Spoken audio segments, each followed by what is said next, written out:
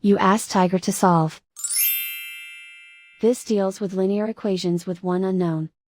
The final result is k equals 8/5. Let's solve it step by step. Group all constants on the right side of the equation.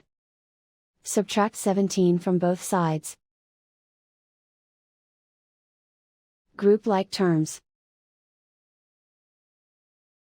Simplify the arithmetic.